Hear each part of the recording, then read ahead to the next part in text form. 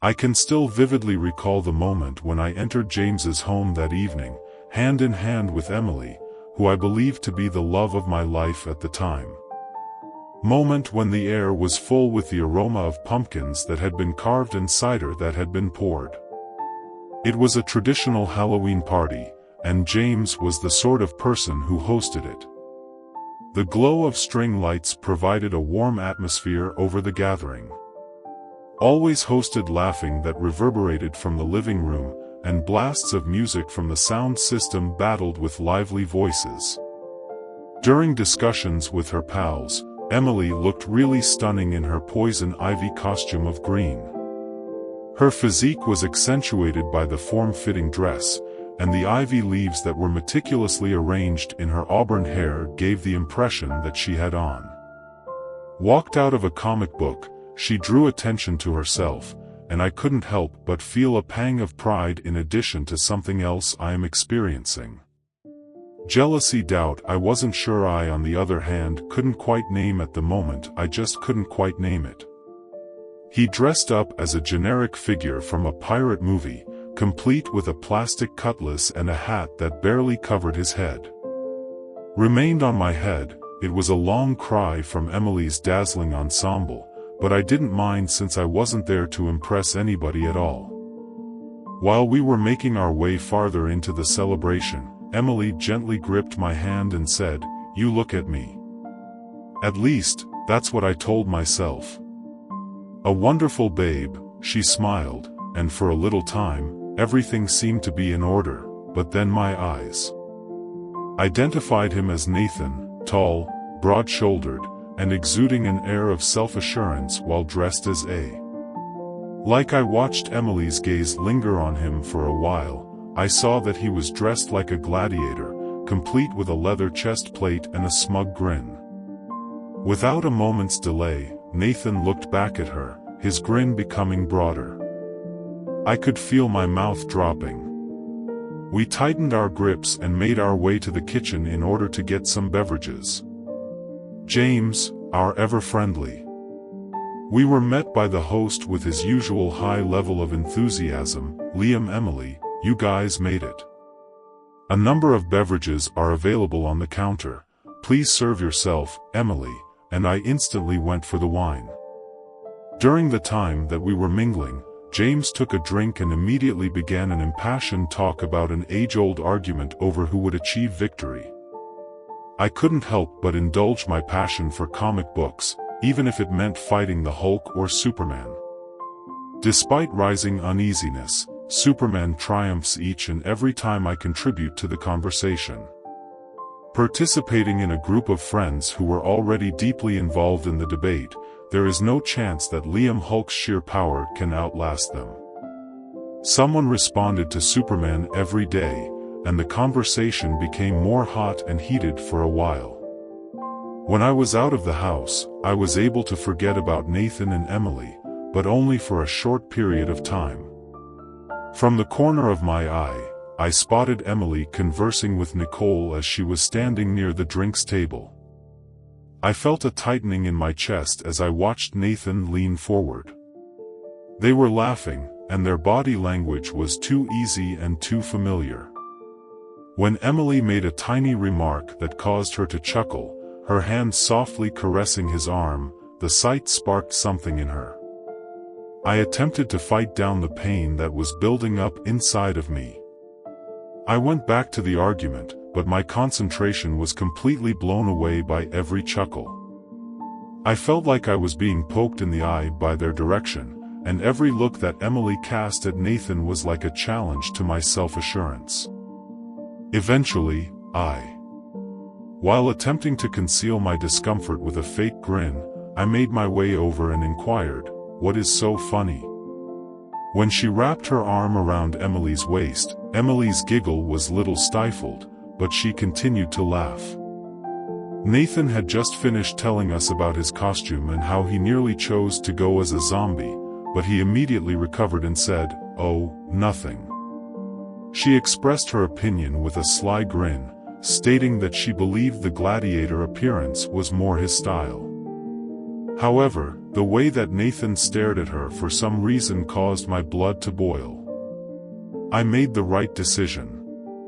Despite the fact that my voice was hoarse, I believe that the zombie would have been a better suit for Nathan. Laughed, either because I failed to perceive the sharpness in my tone or because I chose to ignore it more effectively.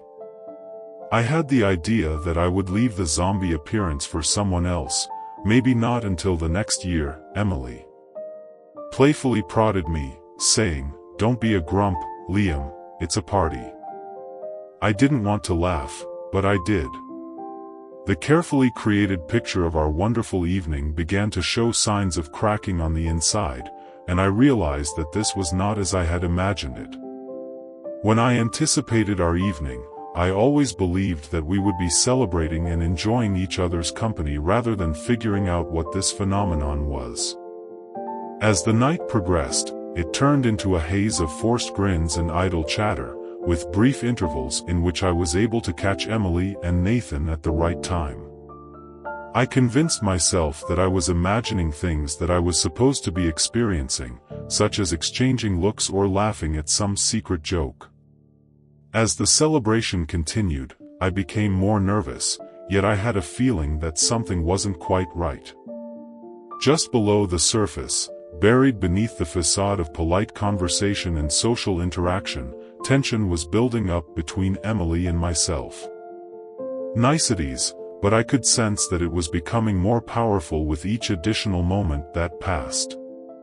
As the festivities reached their peak, I became aware that this was not just another Halloween get-together, rather, it was the beginning of something new.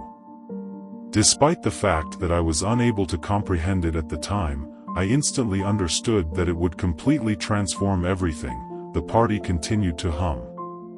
While I was brimming with enthusiasm, I was unable to shake the uneasiness that was building up inside of me. There was something about her that I had always admired, but tonight she had a way of making a room brighter.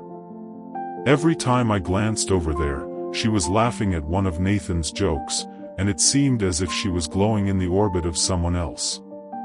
The green poison ivy costume that she was wearing caught the gentle glow of the party lights, and I made an effort to divert myself from the situation. On the other side of the fireplace, where the disagreement between the Hulk and Superman had developed into a discussion, I discovered my regular gathering of pals. About impending film releases, would generally be completely engrossed in the process of tossing away my views, just like everyone else, but today I failed to really listen since my mind kept wandering. Her laughing was far away yet distinct, and it felt like nails on a nail as she drifted back to Emily. A look was cast in the direction of the drinks table, where she was still engaged in conversation with Nathan, and Nicole. Nathan was making a gesture. His gladiator suit, which emphasized each and every flex of his muscles, was being animated. As she sipped her wine, Nicole seemed to be blissfully inattentive, but Emily was thoroughly immersed in her. Her hand was gently resting on the edge of the counter, and she smiled broadly. "Will you be all right, Liam?" The sound of Mr. James's voice brought me back to the present moment. He was looking at me with worry. His drink was halfway to his mouth, and he said, Yeah, I'm just tired. I guess it's been a long day." I tried to put on a grin, but James didn't seem to be persuaded as to whether or not I was serious. I excused myself and made my way through the throng in the direction of Emily.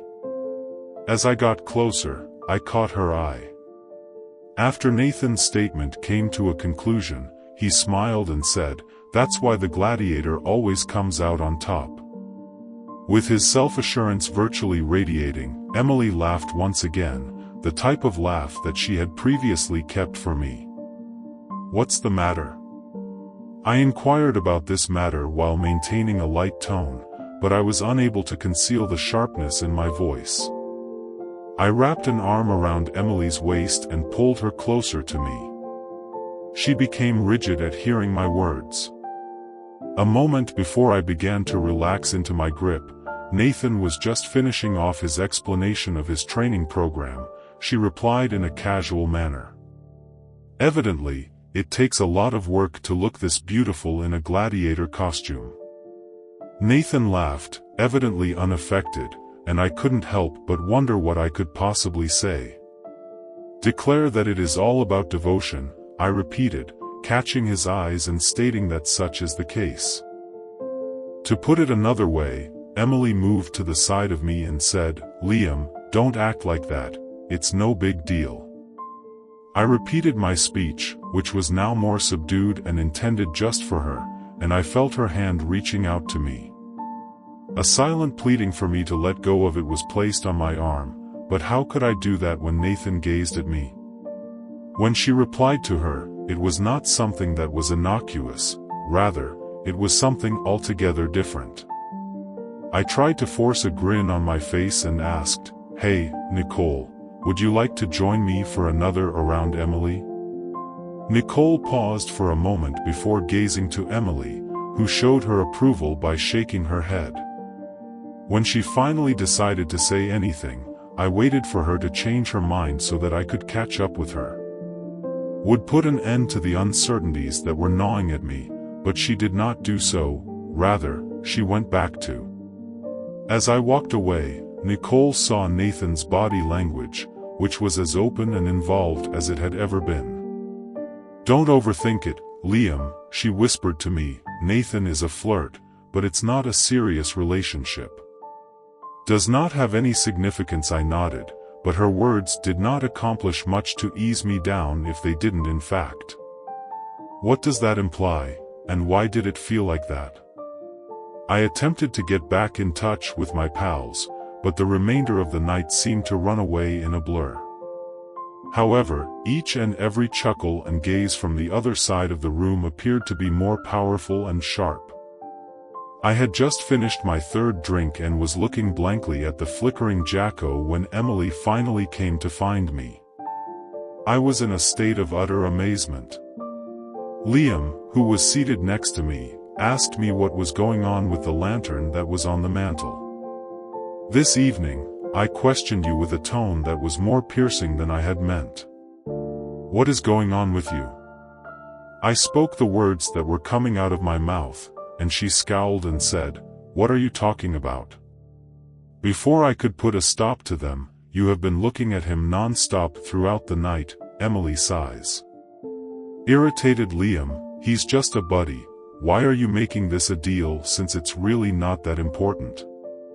Is something that I responded to the way that you are laughing at his jokes and the way that he seems to me. Pointing her finger at you, saying, It's not just friendly, you're being ridiculous in your behavior. Arms, you are okay with the fact that Nathan flirts with almost everyone since that is simply the way he is.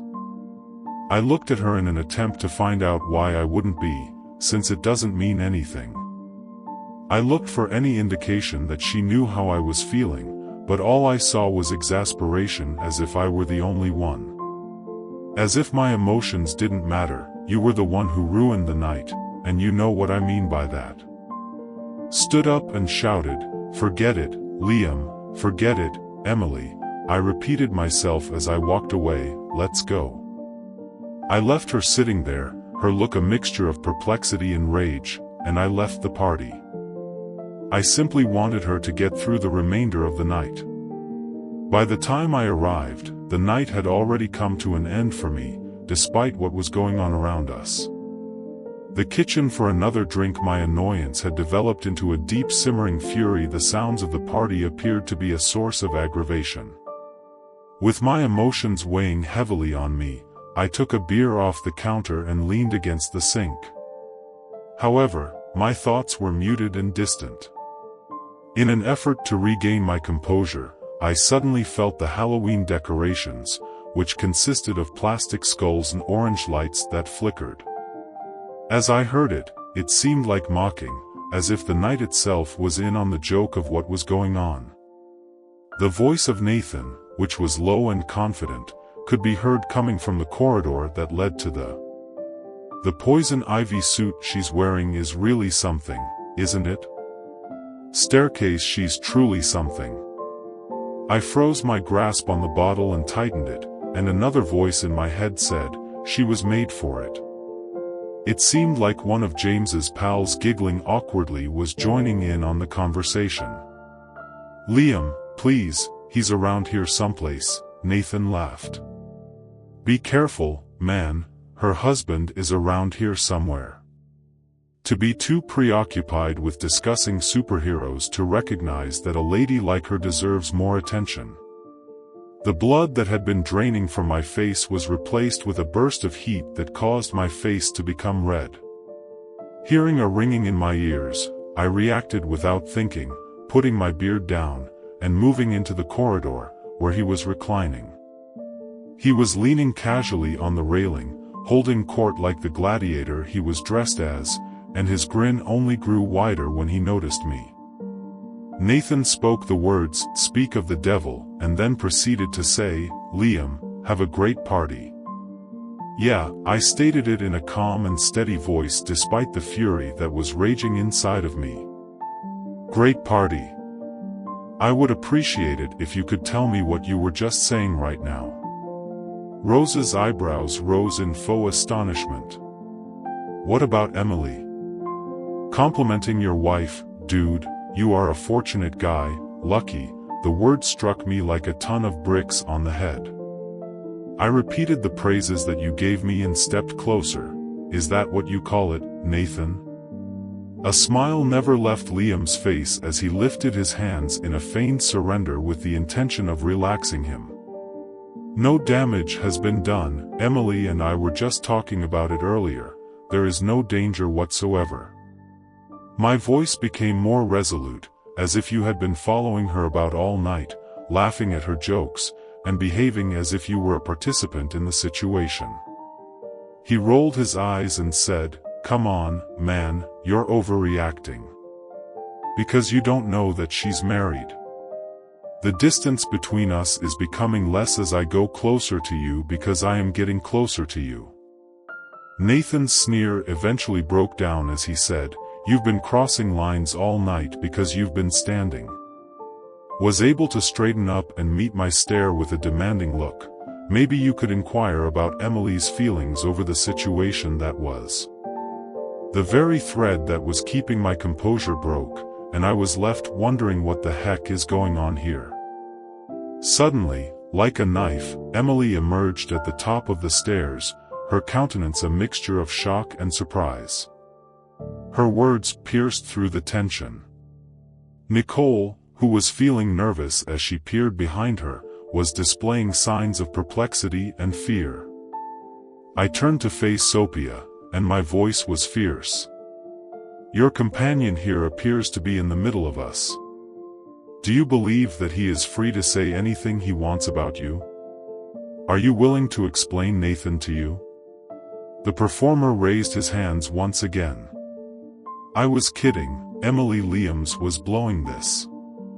Emily descended the steps in a manner that was completely out of scale, positioning herself in a. Liam stood between us and said, "You're making a scene, and I'm making a scene for myself." I fired back. He is the one who is talking about you as if you were some kind of prize to be on the side of Emily. When Nathan flirts with her, he does it by caressing her temples. This is simply who he is. It has no significance.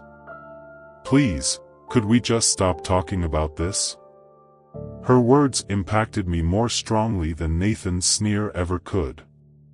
Not only was she protecting him, but she was also defending me, which doesn't mean anything to me. Repeated with a bitter tone, since my emotions don't mean anything either, despite the fact that.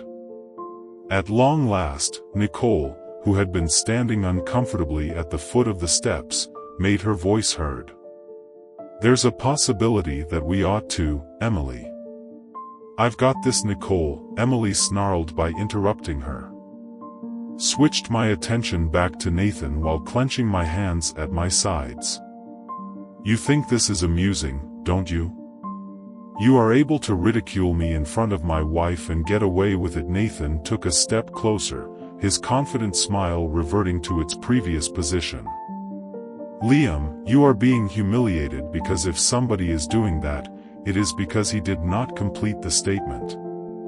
I had not even noticed that I had thrown the punch before my fist made contact with his jaw. The force of the hit caused him to stumble back into the wall. And for a brief period, everything became quiet, even the muted sounds of the party. Liam seemed to give the impression of whirling away as Nathan collapsed to the ground holding his face. Emily's voice was harsh, and her hands grabbed my arm. "What the hell are you doing?" Cole raced to Nathan's side immediately after hearing her. He moaned with his confidence, his eyes widening with fear and asking, "Oh my God, Nathan, are you okay? Jesus, Liam, you are utterly gone. What is your issue?" "This is my problem." I spewed and pulled away. From Emily's perspective, the issue I have with you is that you are behaving as if you have any right to discuss. About my wife, Emily appeared in front of me with a countenance that was flushed with rage. I stated my voice was chilly, "And this isn't me. You are behaving like a crazy person." My voice is frigid. "But it's possible that it's the person I need to be, since it's obvious that you don't care about how I feel." After we simply stood there and gazed at one another. I turned around and went away as I heard Emily crying out to me. Other than that, the weight of all that was left unsaid hanging between us. When I faded into the background, I realized that I didn't care about the stares that were being used by other visitors or the whispers that were following me. I was just aware of the fact that the vision of my ideal marriage had just been shattered, and I was uncertain as to whether or not it could be repaired. Be put back together. By the time I arrived in the kitchen for another drink, it would never have been possible.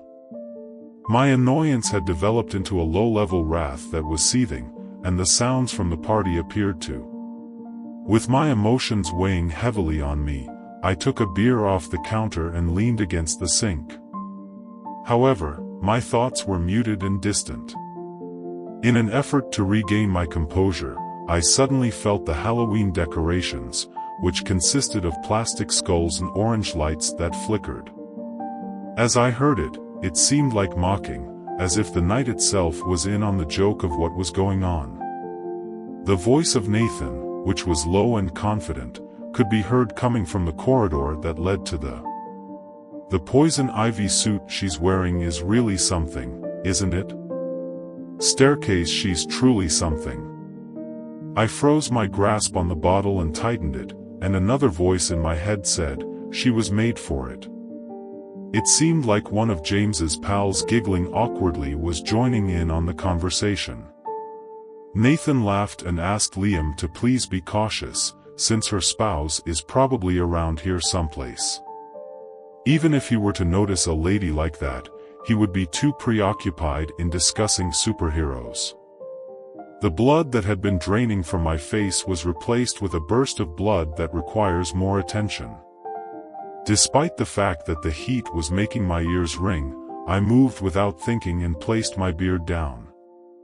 As he entered the corridor, he was seen lounging comfortably on the railing, clutching court like the one he was holding. The grin on his face only became wider when he heard me talk about the gladiator uniform he was wearing. "Liam, the devil," Nathan remarked, "you're getting straightened up, and it's a great party, huh?" I responded, "Yes," I said it flatly. Voice calm despite the tempest that is raging within of me. "Amazing party, mind telling me what you were just saying?" His eyebrows rose in the air. "As a matter of fake surprise, what about Emily just complimenting your wife? Man, you are a..." When I heard the term, "lucky guy," it struck me like a slap. I mimicked the remarks and stepped forward. In a faux surrender, Nathan lifted his hands, indicating that he was getting closer to the situation. There was no damage done. Liam, and Emily and I were simply relaxing. He never took his smile off his face. When I was saying earlier, it was very innocent, and I repeated it with my voice becoming more resolute.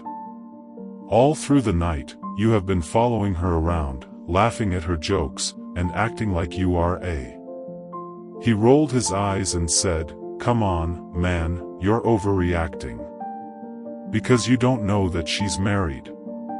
The distance between us is becoming less as I go closer to you because I am getting closer to you." Nathan's sneer eventually broke down as he said, "You've been crossing lines all night because you've been standing." Was able to straighten up and meet my stare with a demanding look. "Maybe you could inquire about Emily's feelings over the situation that was." The very thread that was keeping my composure broke, and I was left wondering what the heck is going on here. Suddenly, like a knife, Emily emerged at the top of the stairs, her countenance a mixture of shock and surprise. Her words pierced through the tension. Nicole, who was feeling nervous as she peered behind her, was displaying signs of perplexity and fear.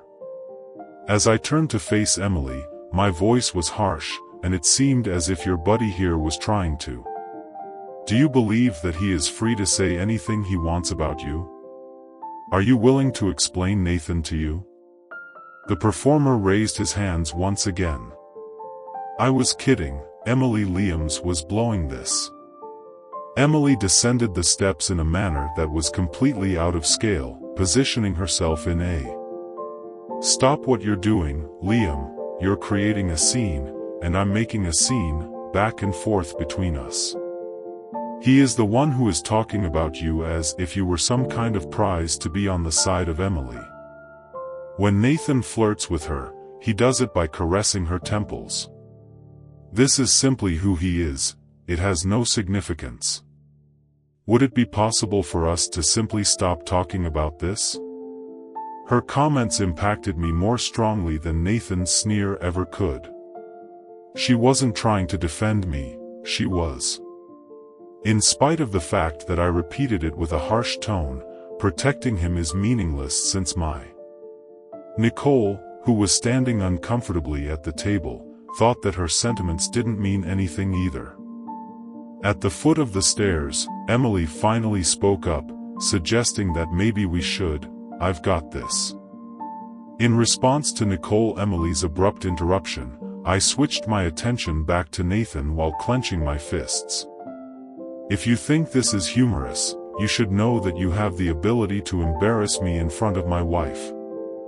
Nathan took a step closer, his confident smirk returning, and humiliated you, Lou.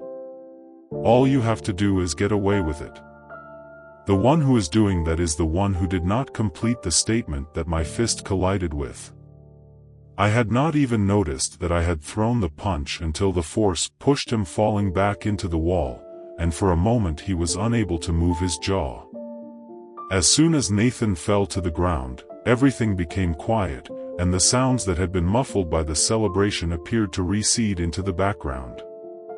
Emily's voice was harsh as she tightened her grip on his face, and her hands grabbed my arm. Nicole ran to Nathan's side, her eyes wide with disgust. "What the hell are you doing?" she exclaimed. "Oh my God, Nathan, are you okay?" he moaned, his swagger utterly gone. "I'm absolutely terrified." "What is your issue, Jesus Liam?" "It's my problem," I spat forth, "and I'm moving away from it. My concern is that you are behaving as if you have any right to comment about my situation." Emily's solution.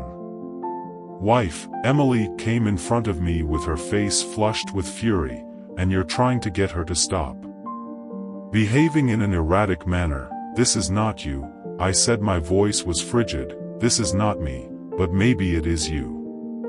Since it is obvious that you do not care about how I am feeling for a minute, I need to be who I need to be." The weight of all that had not been spoken was hanging between us as we simply gazed at one another. The sound of Emily shouting after me faded into the distance as I turned and walked away, and I didn't care about the fact that she was calling after me. Staircases from other visitors or the whispers that accompanied me as I abandoned all I knew, I was at a loss for words. Namely, the fact that the picture of my ideal marriage had just been shattered, and I was uncertain as to whether or not it could ever be put back together again. The impact of the... It was a loud sound to hear the front door behind me, which silenced the muted turmoil that I had left behind at James's home. My chest felt tight. I was walking down the driveway with my fists still clenched, and I didn't have a strategy while I did so. I only had a strong want to get away from the situation. Everything that was left of my serenity was eaten by the wrath that was building up inside of me. Emily's voice. My ears reverberated with the words, "Liam, you're making a scene," because of her words and her tone. More painful than Nathan's smug smirk, I had been defending her and defending us, and yet I had been defending her. Instead, she had made the decision to shield him. The brisk night air brushed over my skin, but I hardly felt it at all. I hopped into another vehicle. The rapid beating of my heart in my chest served as a constant reminder of the fact that I was clenching the steering wheel with white-knuckled fury. In my head, every single word of Nathan's taunting that had just occurred was repeated over and over again. I sat there for a bit, and she continued to add gasoline to the fire. She is really something, isn't she? As I was frozen, my phone rang in my pocket, but I chose to ignore it since I knew who it was, Emily. I couldn't face it at this time because I couldn't face the possibility of doubt calling to make things better or to provide some hollow excuse for what I'd seen. The tires crunched on the gravel as I moved out of the driveway, and the streets were empty and stark. I started the engine and pulled out of the driveway. I drove about aimlessly, ignoring the neon signals of late, in contrast to the tempest that was raging inside of me. The nighttime eateries and petrol stations seemed indistinguishable from one another as I drove by them, and my grasp on the wheel became more firm with each turn. Even though I couldn't have been gone for more than 30 minutes, the recollection of the evening was tearing at my mind. The trip seemed to drag on forever. I had no intention of going here, yet I found myself standing outside my parents' home few minutes later. It was a pull from my subconscious that brought me here. Approached the one and only location that had ever managed to provide a sense of stability. The sight of the humble two-story house brought about a momentary surge of. I chose to remain calm, despite the fact that it was rapidly eclipsed by the weight of what had just occurred. I parked the vehicle and sat in the stillness. As gazing at the porch light that illuminated the front stairs, memories of more carefree days flooding back to me as I was eating supper with my family. I believed in the type of love that my parents enjoyed with one another, a love that was expressed over the holidays that I spent laughing in this same home. Persevered even through the most difficult of circumstances, and now that belief seemed like you were playing a cruel joke on me, I ultimately walked out of the. As I made my way to the door of the automobile, my legs were heavy, but I still had a key in my possession. I was hesitant to use it since the home was completely black, with the exception of the dim light of the.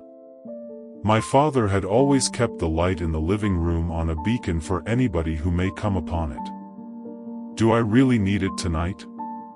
Beacon made me feel as like it was made just for me, and the air was warm.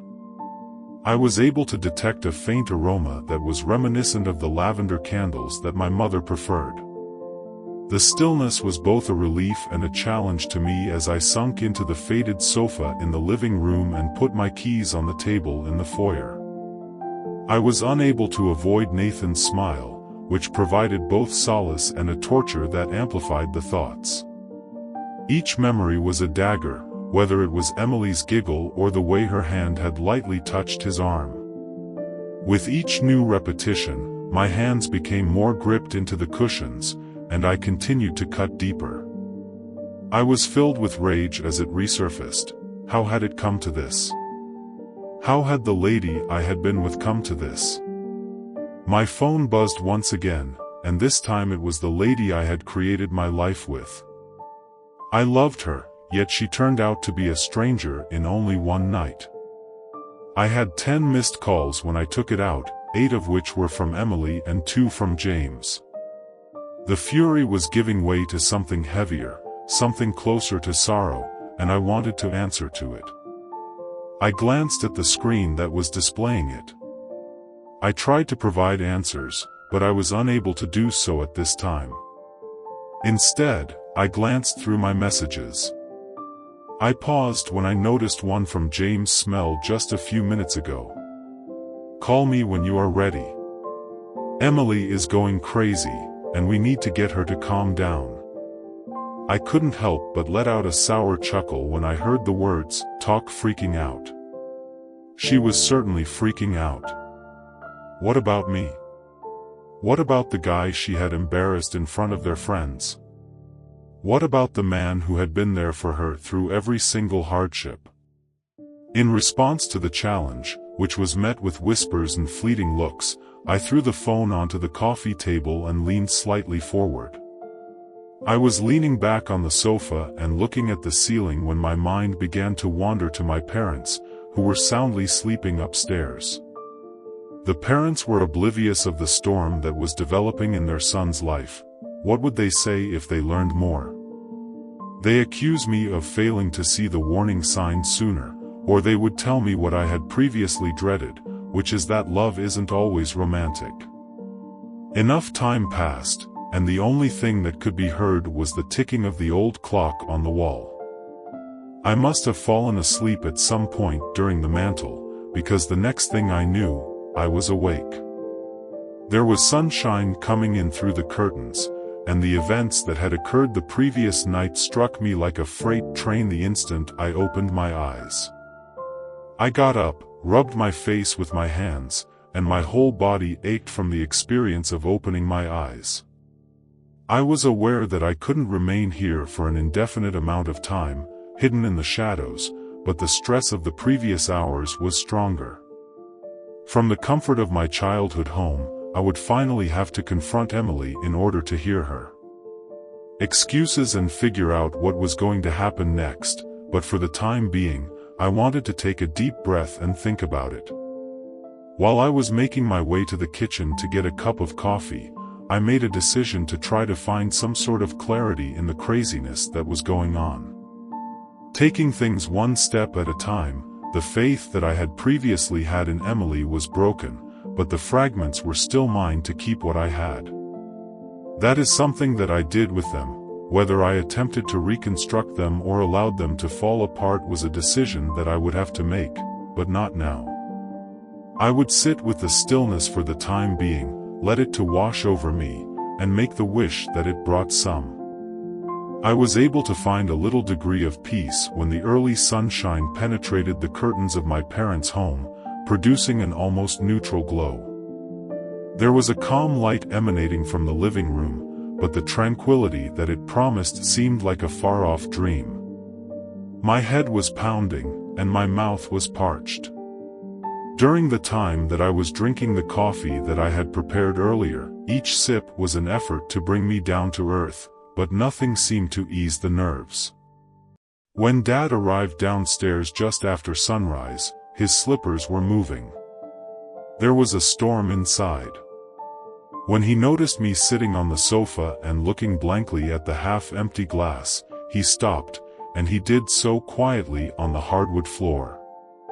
His forehead pinched in anxiety, his cup in my hands, and his concern engraved into every line of his face. He said in a calm and careful tone, "Face Liam, you're here early." I nodded out of unable to. I was unable to produce much of a response. How could I explain what had prompted me to appear here by myself in the middle of the night without prior notice? The betrayal, the humiliation, and the rage that had overtaken me ever since the party Dad sat in his chair were all things that I could not put into words. His gaze was firm yet compassionate as he sat in the recliner opposite me. "Son, what happened for such a long time?" As soon as I realized I wasn't going to respond, I looked into the coffee watch and watched the way the light danced over its surface. Finally, I let out a sigh. The cup was placed on the table, and the person who said it was Emily. I muttered something with a hoarse voice. Something that took place the night before is something that I can't seem to get out of my thoughts. He leaned forward slightly with his hands clenched together. I was hesitant to continue since the words were becoming stuck in my mouth, but as I began to recite Nathan's smile, Emily's laughing, and the manner in which she rejected the information about the party. My worries, they poured out in a hurry, and by the time I finished, my chest felt hollow, like if I had nothing inside of me. Poured out every last bit of feeling I had left, and my father didn't interject even once while I was speaking.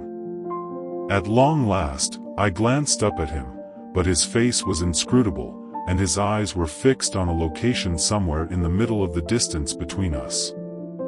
As he leaned back in his chair, he let out a sigh and stated in a low voice, "I'm sorry, Liam.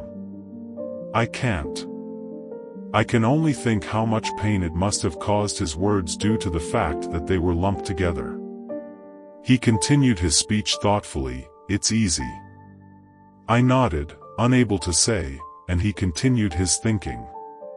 To let anger to take control in situations such as these, but you need to give some thought to what you want to do next and whether or not you want to try something new. And mend things, or is this something you can't return from? I didn't have an answer until later that day. I didn't have one yet. I found myself strolling into town after having a brunch with my father that was mostly undisturbed. My feet brought me to a place that I was acquainted with, but I wasn't ready to go home. I wasn't ready to face Emily or the chaos that was waiting for me there. The sort of pub that is located on the fringes of the neighborhood, where the regulars are able to peacefully milk their drinks while buried in their thoughts. Whilst I was thinking my own thoughts, the bartender, a middle-aged guy with kind eyes, gave me a nod. As I slipped into a seat, he questioned me about the tough day, and he placed a coaster in front of me. He poured the drink without uttering a single word, and I mumbled something along the lines of "whiskey neat." Leaving me to my own thoughts, I did nothing but look at the amber liquid while gently twirling it. Before I took a drink, the burning sensation in my throat served as a pleasant diversion from the pain that was throbbing in my chest as I sat there. Memories from the party like a broken record played over and over in my head, including Emily's laughing and the way her touch lingered on my shoulder. All of this came flooding back to me, including Nathan's arm, the dismissive tone in her voice, and the fact that she informed me that I was exaggerating. I had 2 sips in my glass when my phone buzzed again, but this time it wasn't my phone. I tightened my teeth and gripped the glass even more tightly. There was a text message from Nicole, and I was hesitant to read it. It was either from Emily or James. "When you have a moment, Liam, I need to speak to you because there is more information that you need to know regarding Nathan and Emily. Please phone me whenever you can." As I tightened my grasp on the phone, the words began to mix together. What else could there possibly be? Before the wrath that was building up inside of me could explode, I forced myself to swallow and put the phone down. By the time I did so, it was already nightfall. I eventually left the pub, and as I walked back toward my vehicle, the sound of James's speech reverberated in my head. The chilly air made me feel a little more sober. Please keep in mind that he had left a message earlier, and his tone was urgent. "Liam, you need to speak to him. Emily, she is not managing this situation very well, and I am sorry to tell it, but you were absolutely correct. Calling me when you get this right about Nathan." The lines that were repeated over and over again about Nathan. When I saw him at the party, I had a feeling that something was amiss, but hearing it reinforced my suspicions. I had suspected something was off from the minute I saw him. It was like receiving a hit to the belly when I realized that there was more to this than just flirting and furtive looks as I drove back to my house. At my parents' place, the fury that I had attempted to smother in alcohol came back more intense and more. Whatever James and Nicole knew, it was obvious that the betrayal went deeper than I had anticipated, and the more I concentrated on it, the more I realized that the more. As I continued to think about it, I became more and more aware that I couldn't simply sit back and let this overwhelm me. Emily had already made her decisions. Now was the moment for me to make it mine. The pub had turned into my safe haven, a place with gloomy lighting. The bartender, who was now accustomed with my pattern, did not say a word as I escaped to a place where the cacophony of the world had subsided to a bearable hum. I was sitting on my normal corner seat when I saw a glass of whiskey being pushed in front of me. I glanced at the amber liquid and the ice in the glass. The sound of the cubes gently clinking on the glass was the only thing that I was able to concentrate on. The only thing that did not bring back memories of Emily, Nathan, or the chaos that had overtaken my life was the fact that I did not hear James arrive in his car. I was taken aback by the voice, which was a striking contrast to the subdued murmur of the pub. "This is Liam." I glanced up to find him standing there with his hands on his hips, and I suddenly found myself laughing out loud. James was always the sort of buddy that was honest and told it like it was. His look was a mixture of worry and exasperation every time. Tonight, I was the kind of person who would never try to sugarcoat the facts. I found that being direct seemed more invasive than helpful. "What are you doing here?" Just as he took a sip of my beverage, he scooted onto the seat next to me and signaled his intention to move. "A drink from the bartender. What am I doing here?" The more pertinent question is, what the heck are you doing here again? I didn't know what you were doing. What was there to say? He already understood why I was there, why I'd been there, and what was there to say? When I was trying to avoid my own home, my wife James was on the side, running his hand through his hair. "I understand that you are upset and that you are wounded, but hiding away at a bar is not going to solve anything." I gave him a sneer and then I said, "What are you doing? Are you suggesting that I let James go home and act as if everything is okay while I sit across from him? From Emily and appear as if I have no idea what she has been doing behind my back?" He met my eyes squarely, and his voice became more subdued. "However, you can't continue to avoid this situation. You have to confront it head-on, Liam, for your own good." For the sake of our own sake, we remained silent for a time, the pressure of his words crushing down on us. I hated the fact that he was correct, and I detested the fact that he was making me address things that I was not prepared to come to terms with. At last, I put my glass down and relaxed back in my chair. She didn't even seem to notice that I was sitting there. Do you know what she said to me at the party?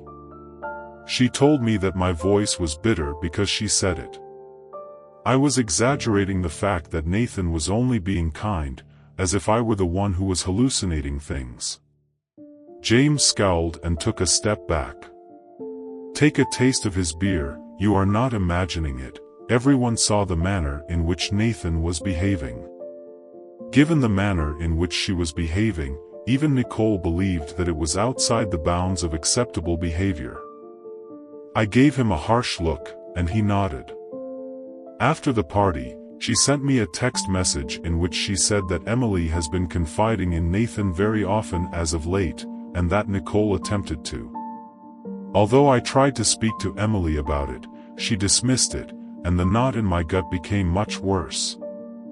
There were gaps in my marriage that I had been trying so hard to ignore, but other people had also spotted them. It wasn't only me who had observed them. I suddenly found myself uttering things that were bursting out of my mouth before I had the chance to stop them. Perhaps I had pushed her away.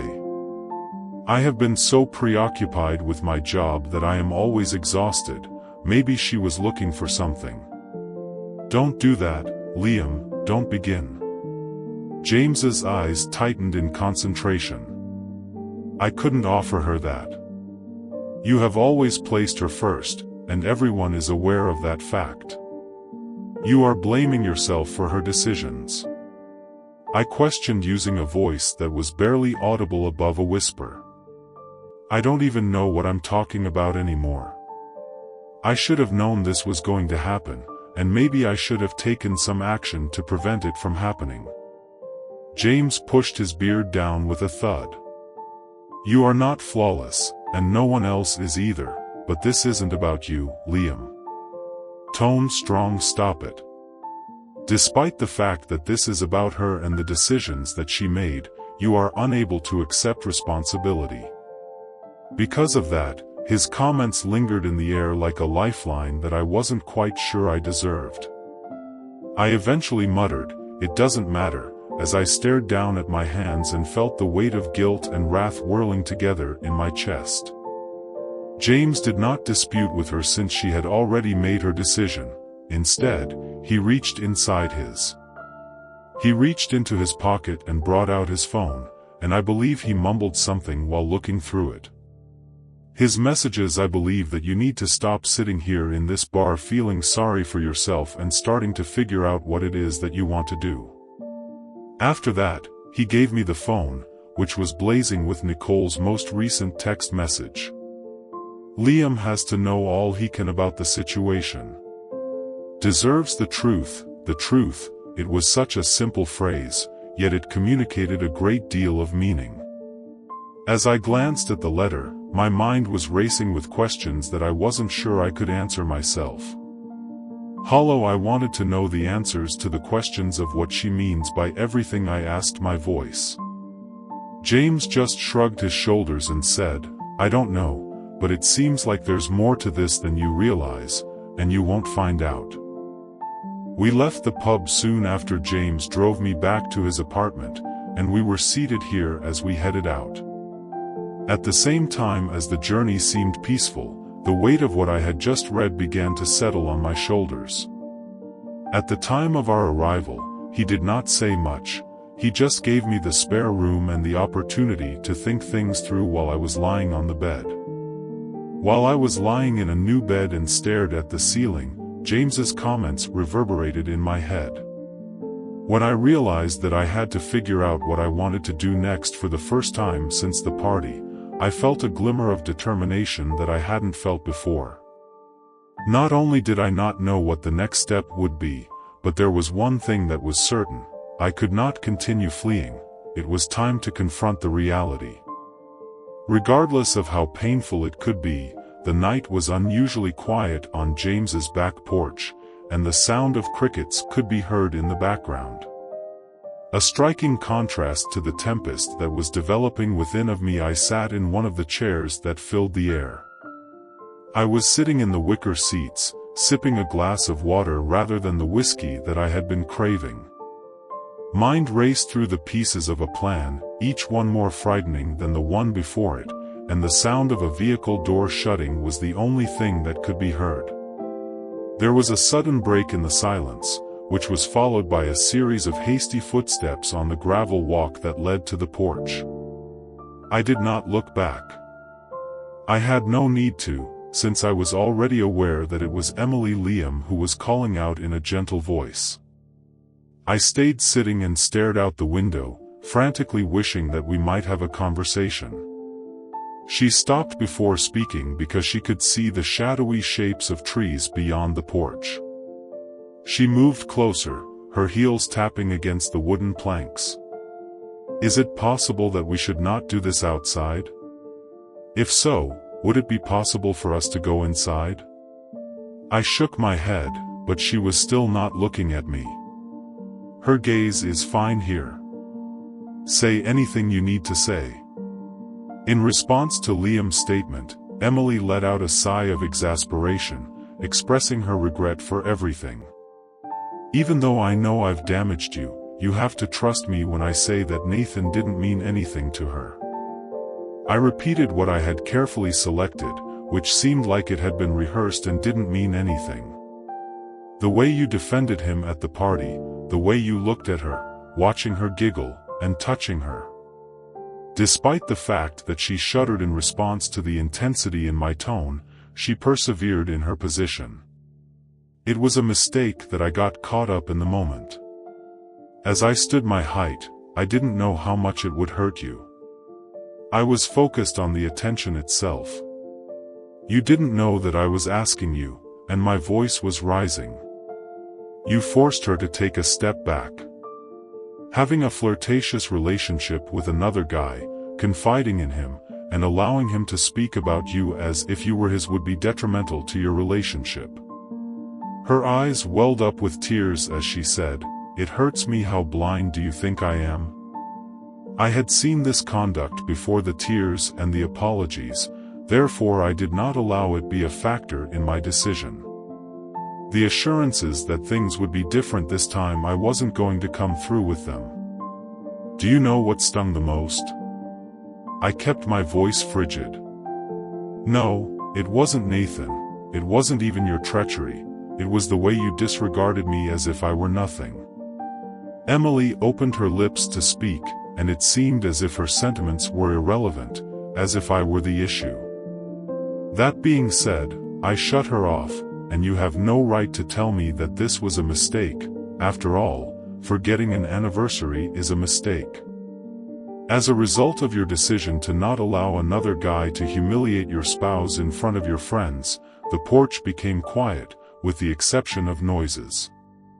Her trembling gasps. I continued to wait for her while allowing the weight of my words to linger in the air. "Answer." But, before she could finish her sentence, James would arrive at the screen door. The look on his face was grim, and he whispered, "It's time." I nodded and turned back to him. "At this very moment, Emily, you are going to come face to face with the consequences of your error." Between us, bewilderment and terror flashed over her face as she tried to figure out what was going on. James opened the door wider and approached it, with the purpose of revealing that Nicole was standing immediately behind him, holding her phone in her hand. I believe that the screen is showing a series of messages that are being exchanged between Emily and Nathan. Notwithstanding the stress in the room, Nicole maintained her voice calm as she added, "It's time you explain these." Her lips parted, but Emily's face became pale as she recognized the writings. The room. Emily's face became pale. No word came out of my mouth as I moved closer to her and fixed my eyes on hers. "You thought I didn't hear you. You must be aware that I raised my voice to a low but forceful tone, and you believed that I would just walk away. Find out more, but here's the thing, Emily usually leaves a trail, so keep an eye out for the next few details." Minutes were a haze of accusations and denials to which Emily attempted to explain in order to distort the truth. Despite the fact that the story was slanted in her favor, Nicole and James were not willing to accept it. Nathan's story was gradually shown to be a lie. Continual attention, messages sent late at night, and secret lunches, all of these things presented a picture of. When Emily realized that she couldn't talk her way out of the connection, it was a picture of a relationship that went well beyond harmless flirting. Despite the fact that she had committed a mistake, she turned to me with her eyes pleading with Liam, "I love you. I asked you to please not throw everything away because of this." I looked at her, the lady I had been with. I had loved the lady I believed I would spend the rest of my life with all I had, but now all I could see was treachery and the emptiness of my heart. Pledges that came along with it. "I'm not going to throw anything away, Emily. I stated my intentions are to." Your voice was calm, and you accomplished it the minute you let him to enter our marriage as Emily. I turned to James and Nicole and thanked them for their support as I broke down and sobbed into her hands. Despite everything, James put his hand on my shoulder and said, "You are more powerful than you believe." "Don't forget, Liam," that Nicole gave me a kind grin. "If you have any questions or concerns, we are here to help." Having nodded my head, I felt a glimpse of clarity for the first time in weeks. The weight of their support was helping me to feel more grounded. It was not the end, rather, it was a reckoning, and while the path that lay before of me would be challenging, I was certain that I had the strength to. As I walked away from the porch, leaving Emily's tears behind, I had an overwhelming want to confront it. Unaccustomed feeling of relief. The truth was out, the reckoning was over, and now it was time to go forward. It is time for me to repair on my own terms.